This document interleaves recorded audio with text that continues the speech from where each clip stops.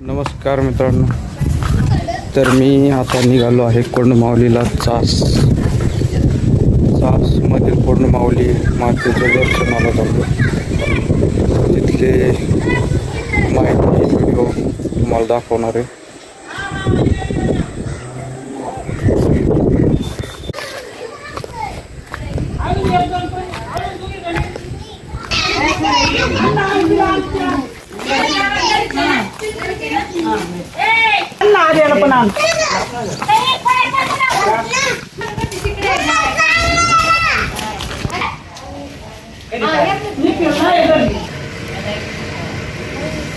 तर हा आपला मित्र आहे, याला आपण घेऊन जाणार आहे आज फिरायला बरं का.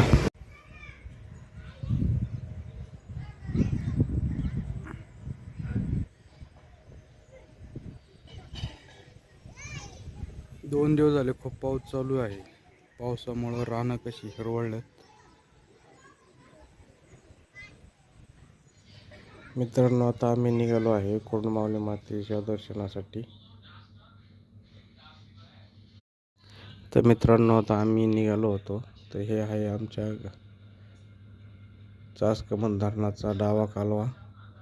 या कालव्याला आता पावसामुळे खूप पाणी आहे.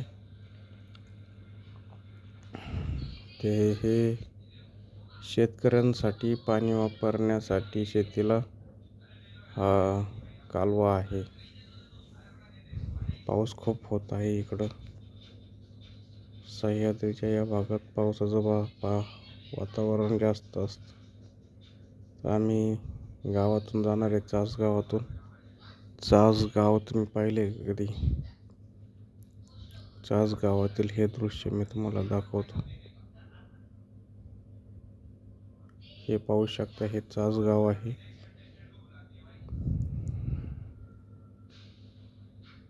आता पुढं गेल्यानंतर आपण ह्या रस्त्याने आपण कोंडमाऊली मातेला जाणार आहे.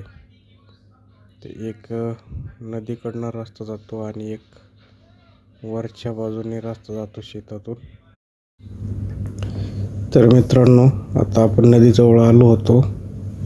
पण नदीला खूप पाणी आहे आणि हे पाणी इतकं आहे की हे पाण्याखाली सुद्धा पूल गेलेला आहे. गावातली स्मशानभूमी सुद्धा पाण्यात गेलेली आहे. चासकमल धरणाचा हा विसर्ग आहे. पाणी सोडून देण्यात आलेलं आहे. तर आता आपण शेतातील रस्त्याकडनं जाणार आहोत. हे झाड सुद्धा खूप पाण्यामध्ये गेले. खूप जुनं असं, कमीत कमी 100 वर्ष जुनं झाड असेल. आता आपण ह्या रस्त्याने जाणार आहोत. हे शेतातील रस्ता आहे. शेतकऱ्यांच्या मदतीने ह्या देवीला जाण्यासाठी मार्ग झाला आहे. तर शेतीच्या या रस्त्यातून आपण जाणार आहे. जाता जाता आपण हे नदीतलं पाणी दृश्य पाहणार आहे. पाण्याचा खूप असा रौद्र रूप आहे.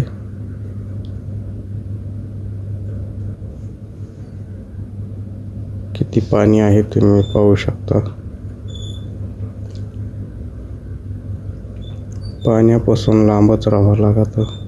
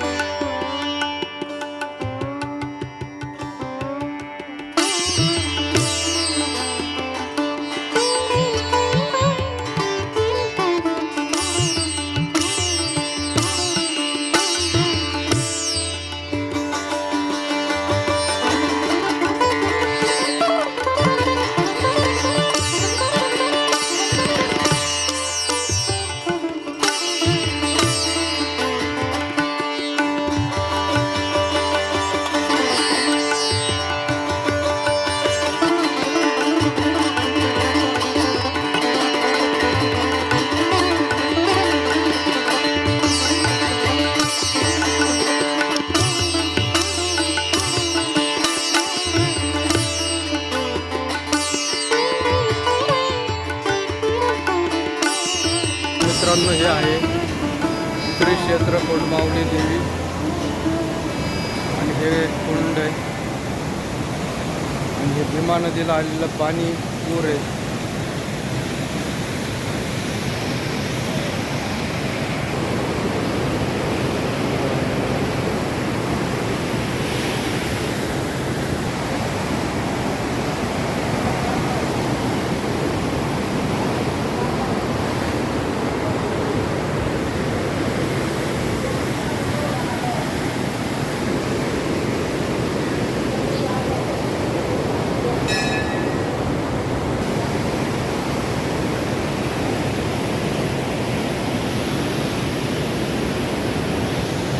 या ठिकाणी देवीचे चरण कमल आहेत, दर्शन घेऊ शकता. आणि हे आहे कोंडमाऊली मातेचं मंदिर, आतमध्ये देवीची मूर्ती.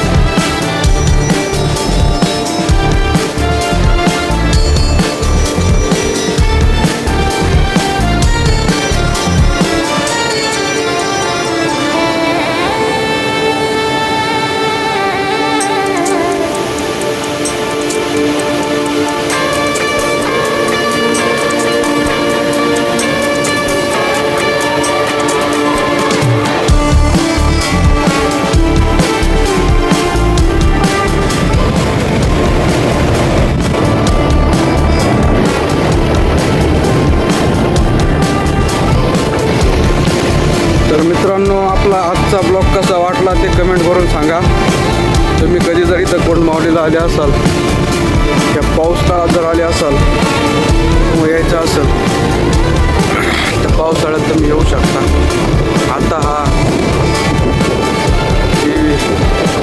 खूप चांगली हे दृश्य पाहायला भारी वाटते. तर भेटू आपण आपल्या पुढच्या व्हिडिओमध्ये. आपले व्हिडिओ आवडत असेल तर लाईक करा, कमेंट करा, शेअर करा विसरू नका.